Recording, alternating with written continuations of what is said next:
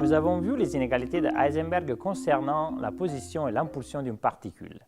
Or, nous avons vu aussi que l'existence de ces inégalités tient essentiellement au fait que l'impulsion est proportionnelle au nombre d'ondes, ce qui nous a permis d'exploiter les propriétés de la transformée de Fourier. Autrement dit, l'existence de ces inégalités tient essentiellement au fait que la position et l'impulsion sont deux variables conjuguées. Or, le temps et la fréquence angulaire oméga sont aussi des variables conjuguées. En sachant que l'énergie s'écrit comme h bar oméga, on pourrait donc répéter le même type de calcul qu'au début de la vidéo précédente et écrire l'inégalité delta t delta E supérieure ou égale à h bar sur 2.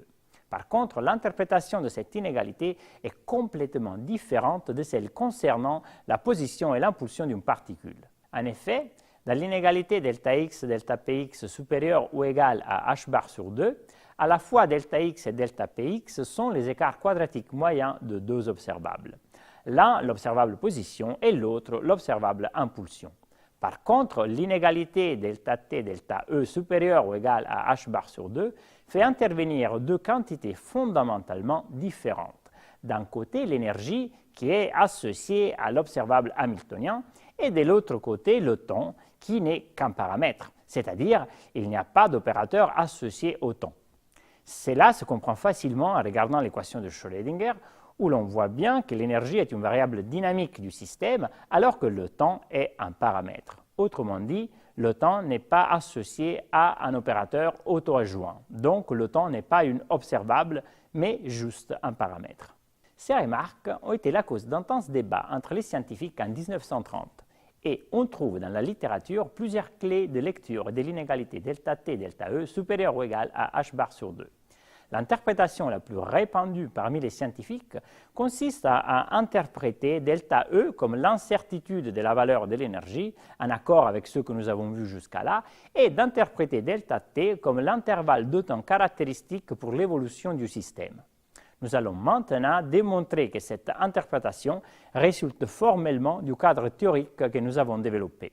Considérons un système dont le hamiltonien ne dépend pas explicitement du temps et considérons aussi une observable A qui ne dépend pas explicitement du temps non plus.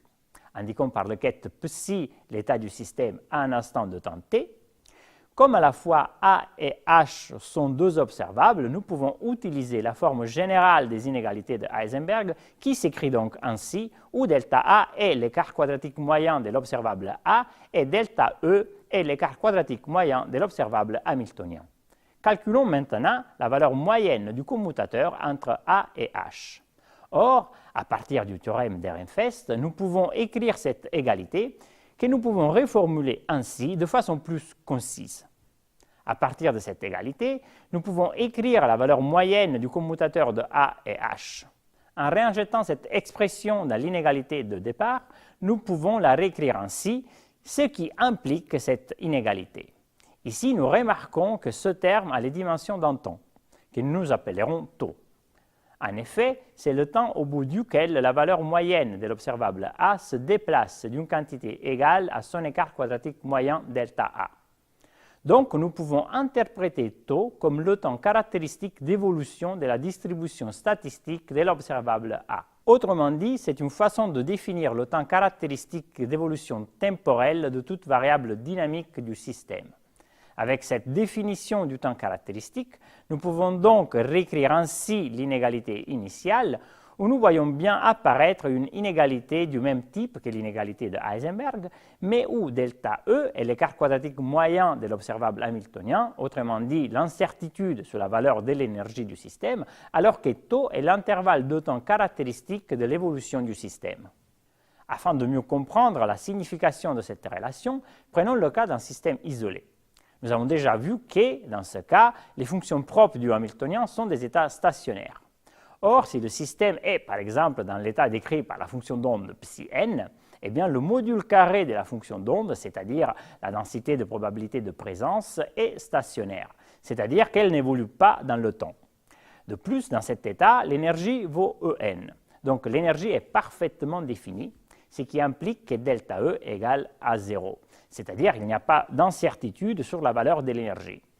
Par l'inégalité temps-énergie que nous venons de voir, cela implique que taux tend vers l'infini, autrement dit que le système n'évoluera pas dans le temps, ce qui est tout à fait cohérent avec le fait que l'état est stationnaire.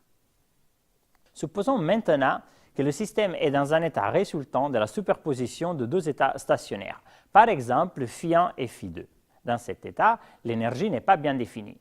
Et on peut écrire l'incertitude sur la valeur de l'énergie comme le module de la différence entre O2 et E1. Dans cet état, la densité de probabilité de présence dépend du temps et oscillera avec une fréquence angulaire ω égale au rapport entre le module de O2 moins E1 et h bar. En sachant qu'une fréquence angulaire est donnée par 2π divisé par la période, cette égalité correspond à une période tau égale à h sur le module de O2 moins E1. Ici, ce taux est encore le temps caractéristique d'évolution du système et la différence en énergie est l'incertitude sur l'énergie. Nous voyons donc ici apparaître l'égalité taux delta E égale h, ce qui respecte tout à fait l'inégalité que nous avons démontrée avant en toute généralité. Ici, il est intéressant d'aborder ces questions d'un point de vue plus philosophique. En effet, nous venons de voir que lorsqu'on veut utiliser le langage des opérateurs pour interpréter l'inégalité temps-énergie dans le cadre théorique de la physique quantique, nous nous heurtons à un problème.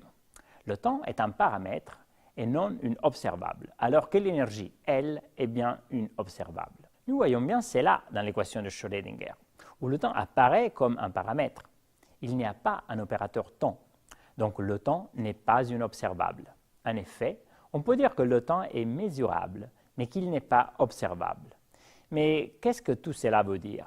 En effet, nous pouvons mesurer le temps uniquement s'il y a un changement. Prenons l'exemple du passage des saisons. On peut dire qu'une année s'est écoulée en regardant le paysage, parce qu'il y a eu un changement dans ce paysage, changement qui nous conduit à dire que le temps est passé, qu'il s'est écoulé un jour, un mois, un an, et ainsi de suite. Donc, ce qu'on regarde en réalité, ce qu'on observe, ce n'est pas le temps, mais c'est le devenir des choses.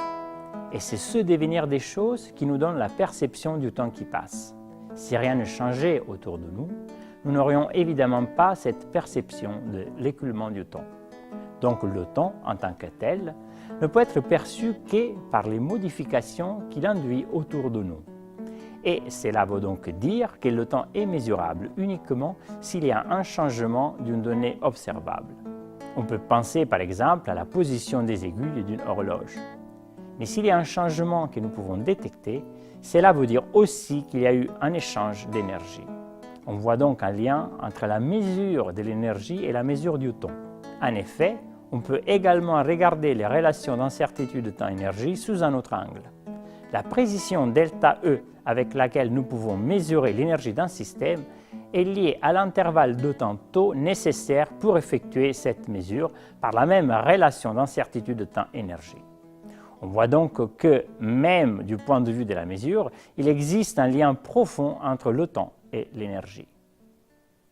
C'est sur cette réflexion que se termine la première partie de ce MOOC d'introduction à la physique quantique. Et je vous remercie de nous avoir suivis jusqu'au bout.